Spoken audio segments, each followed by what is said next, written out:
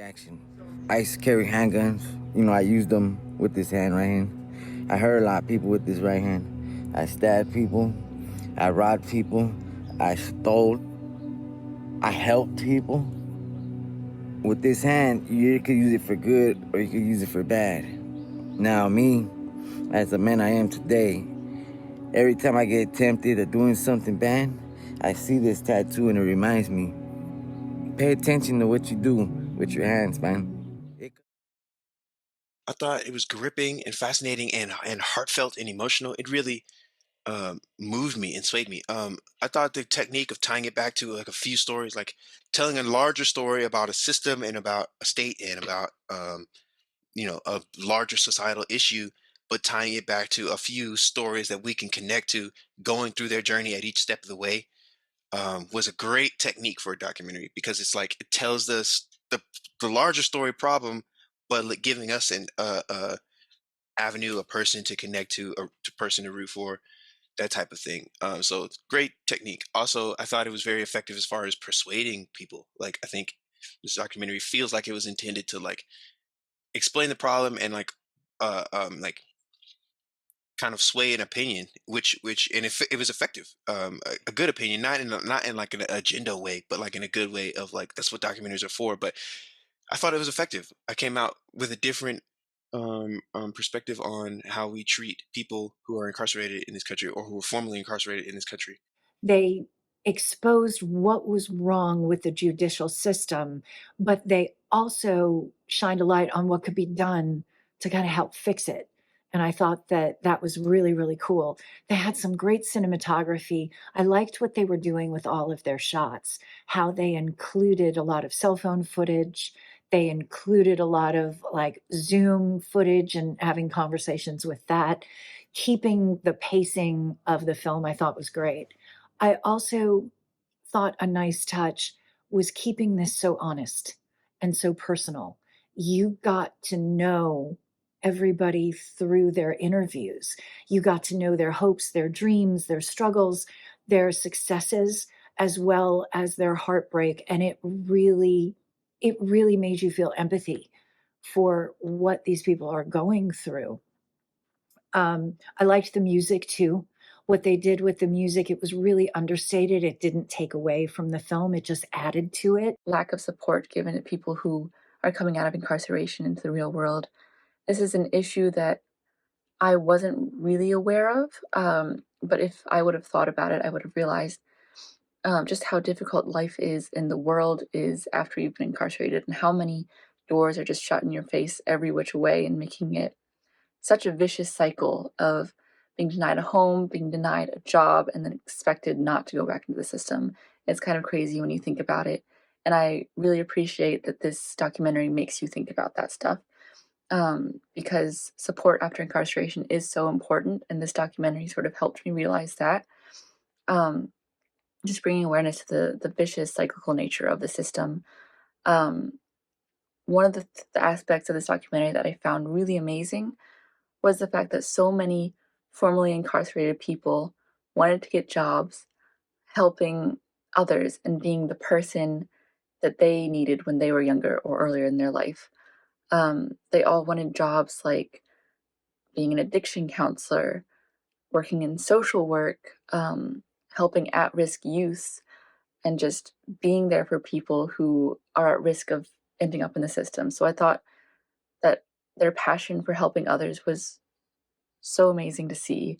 And the fact that we offer so little help in getting them there is really disappointing. Um, and getting rid of this stigma is so important. I really enjoyed seeing hearing all about Palomar College, and seeing the graduation and hearing Richie's speech. I thought Richie was a really amazing person that they found for this documentary, how he's really trying to turn his life around and just getting denied at every turn.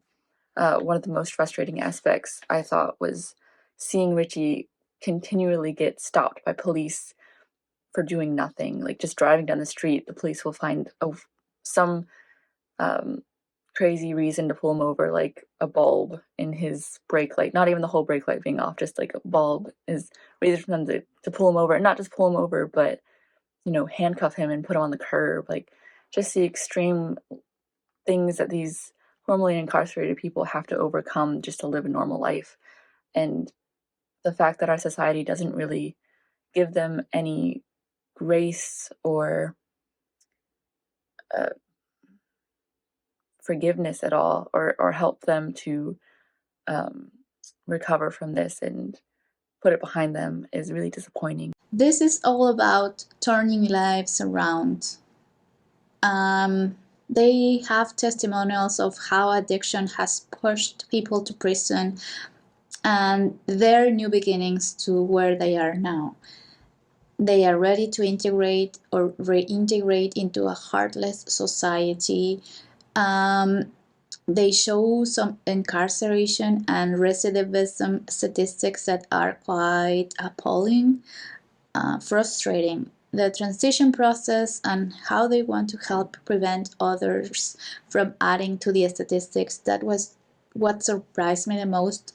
Everyone that was interviewed or gave a testimonial, they all want to get into social community, helping others.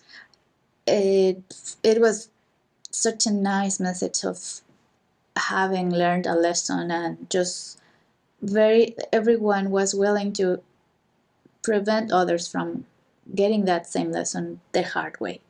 I love the close-ups, the emotional and celebratory moments, but then we have this frustration and impotence of some of the classmates dying. That must be so difficult, so complex to process. And then I also learned something about the parole rules that are so stringent and so limiting, almost made for them to fail again. It's heartbreaking, but also hopeful, and I'm so glad that to see the people that were showcased here. They are doing their best, and they are finally getting someone's cutting them some slack, finally.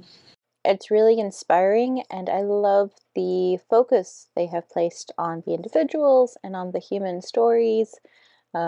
It really gives an interesting, informative, and emotional angle to the issue with the prison system and rehabilitation for people rejoining society. I love that it focused on nonviolent offenders who've just gone on a hard time.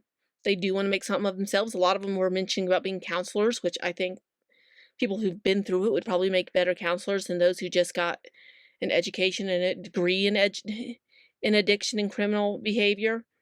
I think people who've actually gone through it would probably be better at it. I enjoyed the educational journey this documentary took me through. When they mentioned that to vote for people for criminal reform, the truth is many politicians don't even address it when they're running. So when these people said they don't even feel human, you get that, where how could they when even their politicians won't address them? They'd rather act like they don't exist. So it seems like everybody in this documentary was a nonviolent offender, which means they should be able to be rehabilitated and have lives within society. I loved everything that this documentary talked about, the cycles and how people go in and out of prison. In jail, this documentary covered everything. And it did it from an emotional standpoint, where from the side of people who've been through it, where they want to fit in. They're sorry for what they did and they're ready for their lives to begin, but society doesn't make it easy. I appreciated learning about all this. It's something a lot of people don't even think about unless they have people in their family who've been to jail, which I think the majority have. It's just something that even if they've been to jail, a lot of families still don't talk about. They pretend it never happened. It's something that needs to have an open dialogue when it comes to nonviolent offenders, and I did appreciate that the documentary did make sure it was talking about nonviolent offenders, except for the guy who went to the school with a gun, but he even made clear to say he wasn't going to shoot anybody but himself, and he didn't even want to do that. He wanted the police to do it, but he was saved instead. It's the behavior they're talking about that really gets you, where you don't really think about it on a day-to-day basis, and this is a documentary that does get people to think that for nonviolent offenders, it is time for a change. It's time to give them back their humanity. Very intense and interesting at the same time. We know that every year in America and USA, but also in every part of the world, there are hundred thousands of prisoners that are being released every year, and they still don't get the chance to go back to their lives. You know, they don't get the chance to start working again, rent a house, or ask for a mortgage, even get a bank account. So many of them, they just end up going back on the streets and going back and making crimes and then going back to jail. So I think this documentary really tackles this important subject, and not many people talk about that. And I think this documentary deserves to be seen by a wider audience, because we know that this is an important subject matter, and not many people know about it. Not many people care about it.